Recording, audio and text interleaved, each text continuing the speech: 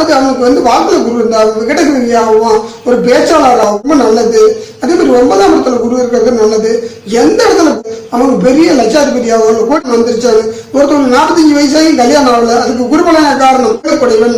இந்த 12 குடை தசா புத்தி வந்தால் அவங்களுக்கு திருமண யோகத்தை.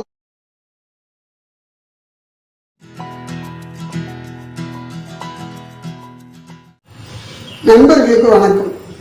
இன்னைக்கு உங்களுக்கு வந்து குரு தசையை பற்றி சொல்ல போகிறோம். குரு தசைன்னா என்ன? குரு பகவான் மொத்தம் குரு தசைங்கிறது 16 வருஷம். அதில் புத்தி ஒவ்வொன்றும் மாறும். குரு தசையில் குரு புத்தி, குரு தசையில் சனி புத்தி, இப்படி வந்து ஒவ்வொரு புத்தியும் மாறும். நான் ஏற்கனவே உங்களுக்கு சொல்லியிருக்கிறேன், திசாநாதன் புத்திநாதன்.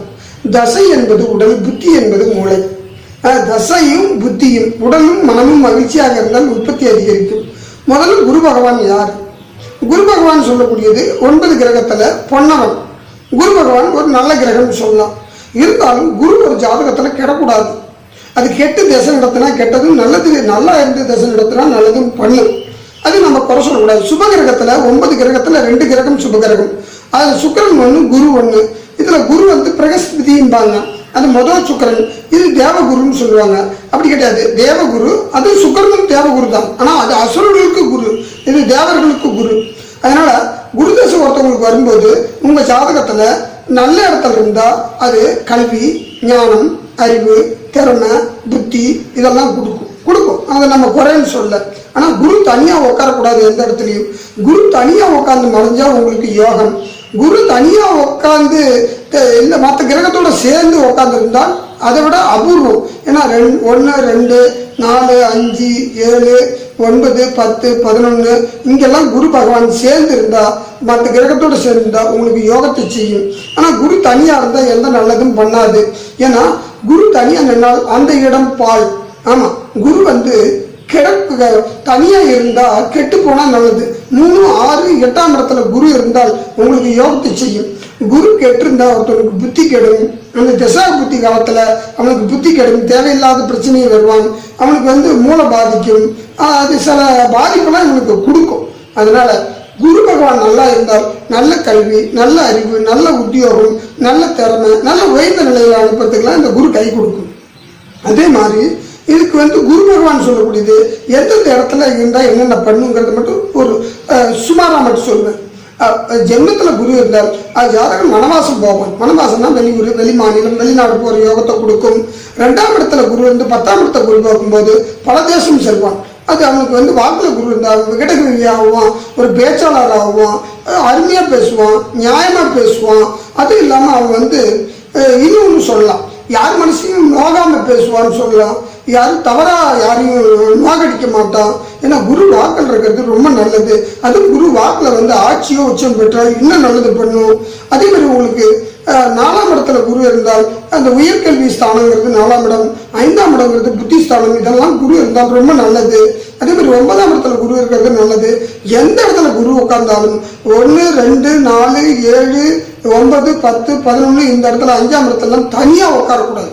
தனியாக உட்காந்தா உங்களுக்கு பாதிப்பு கொடுக்கும் அந்த தசாபுத்தி காலத்தில். ஆனால் அதே குரு 3, 6, 8, 12 தனியாக போய் அது வந்து மறைஞ்சிருந்தாலோ பகை நட்சத்திரமோ நீச்சமோ பெற்றிருந்தாலோ ராஜயோகத்தை கொடுக்கும். அது பொதுவான பலன். அது ஒவ்வொரு நட்சத்திரத்திலையும் உட்கார்ந்த பொறுத்து குரு வேலை செய்யும். அது பகை நட்சத்திரத்தில் உட்கார்ந்தா பகையாகும், நட்பு நட்சத்திரத்தில் உட்கார்ந்தா நட்பும், சுய நட்சத்திரத்தில் உட்கார்ந்தால் சுயமாகவும் இருக்கும். அதே மாதிரி குரு பகவான் ஒருத்தவங்க இருந்தால் சுய தொழிலில் முன்னுக்கு வரதுக்கு வாய்ப்பு உண்டு. அவங்க பெரிய லட்சாதிபதியாக கோடீஸ்வரர்களாக ஆகிறதுக்கு வாய்ப்பு உண்டு அந்த தசாபதி காலத்தில். நல்லா மறந்துடாதீங்க.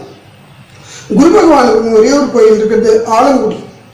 ஆலங்குடிக்கு உங்களுக்கு குருதசை கொஞ்சம் சரியில்லை, உங்கள் ஜோசியர் நீங்கள் பார்க்குற ஜோசியர் பக்கத்தில் எந்த ஜோசியர்கிட்டே பார்ப்பீங்க, இந்த குருதசை உங்களுக்கு சரியில்லைன்னு சொன்னால் நீங்கள் நேராக ஆலங்குடிக்கு போயிட்டு வரலாம். இல்லைன்னா வியாழக்கிழமை சைவத்திலேருந்து தட்சிணாமூர்த்தி வழிபட்டு வரணும். அந்த டைம் வந்து காலையில் 6 to 7, 6 to 7 யமகண்டம்.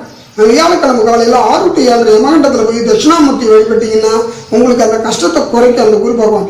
இது முக்கியமாக குழந்தைங்களுக்கு தான் இந்த குரு பகவான் பார்க்கணும். ஒருத்தவனுக்கு புத்திரபாக்கியத்தை கொடுக்கறதும் கெடுக்கிறதும் முதல் காரணமே குரு பகவானே. அவர் பேர் புத்திரக்காரகன், புத்திக்காரகன், பூர்வ புண்ணியக்காரகன். பூர்வ புண்ணியத்துக்கு சொத்துல இப்போ பிரச்சனை பகை இருக்கிறவங்க தட்சிணாமூர்த்தி வழிபடலாம், குரு பகவானை வழிபடலாம். நவகிரகத்தில் இருக்கிற குருவோ இல்லை தட்சிணாமூர்த்தியை வழிபடலாம். குருவும் தட்சிணாமூர்த்திக்கு என்ன வித்தியாசம்னா தவகுலத்தில் இருக்கிறது தான் ஈஸ்வரர். இவர் குரு பகவான் ஒரு கிரகம். தவத்தில் ஒருத்தர் அமைதியாக இருந்தால் சாதிக்கலாங்கிறது தான் குரு பகவான். அதனால் தட்சிணாமூர்த்தி வழிபடுங்க. அது வியாழக்கிழமை காலையில் 6 to 7 மறந்துடாதீங்க. அதே மாதிரி குழந்தைங்களுக்கு நல்ல புத்தி வரணும்னா வியாழக்கிழமை அசைவம் சாப்பிட்றத விட்டுருங்க. வியாழக்கிழமை குரு பகவானுடையது. குரு பகவானுக்கு வியாழக்கிழமை நீங்கள் சைவத்தில் இருந்தீங்கன்னா இந்த குழந்தைங்களுக்கு சைவத்தை கொடுத்தீங்கன்னா நல்ல அறிவு வரும், நல்ல படிப்பு வரும், நல்ல கல்வி வரும். அது ஜாதகத்தில் இருக்கிற விதி இருந்தாலும் இது கொஞ்சம் நதி கொஞ்சம் மாற்றும். அதே மாதிரி குருதசை வரும்போது உங்களுக்கு குரு பகவான் நல்ல இடத்துல இருந்தாலும் முக்கியமாக பார்த்துங்க, நல்ல ஜோசியத்தை கேளுங்க. ஆனால் எல்லாருமே குரு உயர்ந்த நிலையமாங்க. குருவுக்கும் திருமணத்துக்கும் சம்பந்தம் இல்லை, குருவுக்கும் திருமணத்துக்கும் சம்பந்தம் இல்லை. இது குருபலன், குரு பயிற்சி இதெல்லாம் நீங்கள் பொதுவாக எடுத்துக்கிறத ஒழிய இந்த கல்யாணத்துக்கு வரவங்க சொல்லுவாங்க எங்களுக்கு குருபலன் வந்துருச்சாங்க. ஒருத்தவங்க 45 வயசாகி கல்யாணம் ஆகல, அதுக்கு குருபலன காரணம் அல்ல. அவங்க ஜாதகத்தை பொறுத்து இருக்குது. அவங்களுக்கு குடும்பம் இருக்குது. 2 குடைவன் 4 குடைவன் 7 குடைவன் இந்த 12 குடைவன் தசா புத்தி வந்தால் அவங்களுக்கு திருமண யோகத்தை கொடுக்கும். அது வேற. குருவுக்கும் திருமணத்துக்கும் சம்பந்தம் இல்லை.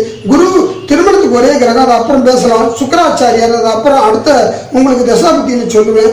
தயவு செய்து இந்த குரு பயிற்சி குரு பலன் இதெல்லாம் வரும்போது நீங்கள் பக்கத்தில் ஜோசியரை பார்த்துக்குங்க. அதே மாதிரி உங்களுக்கு இப்போ குரு பகவான் சொல்லக்கூடியது 16 வருஷம் தசை நடத்துவார். ஒவ்வொரு தசா புத்தியும் ஒரு தசாநாதன் நல்லா இருந்தால் புத்திநாதனை பற்றி நீங்கள் கவலையே பட தேவையில்லை. தசாநாதன் கெட்டிருந்தால் தான் புத்திநாதனை பார்க்கணும். தசாநாதனும் புத்திநாதனும் கெட்டிருந்தா கோச்சாரத்தை பார்க்கணும்.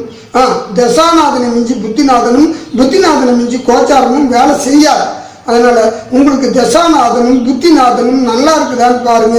அந்த தசாநாதன் 16 வருஷம் குரு பகவான் நல்லா இருந்தால் நிச்சயமா 16 வருஷம் நல்லது பண்ணும். முக்கியமாக ஒருத்தவங்களுக்கு குருதசையோ குரு புத்தியோ நல்லா இருக்கும்போது உங்களுக்கு வெளியூர், வெளி மாநிலம், வெளிநாடு, வெளி உலக பயணம், வெளியில் இருக்கிற யோகம், இடத்த விட்டு இடமாறுற யோகம் இதெல்லாம் நிச்சயமாக கொடுக்கும். குரு உங்களுக்கு நல்லா இருந்தால் கோர்ட்டு கேஸு, சொத்து பிரச்சனை, சொந்த பந்த பிரச்சனை இதெல்லாம் நீக்கும் சொல்லி உங்களுக்கு குரு பகவான் 16 வருஷம் நல்லா இருந்தால் நல்லது பண்ணுன்னு சொல்லி நிறைவு பெறுகிறேன். நன்றி, வணக்கம்.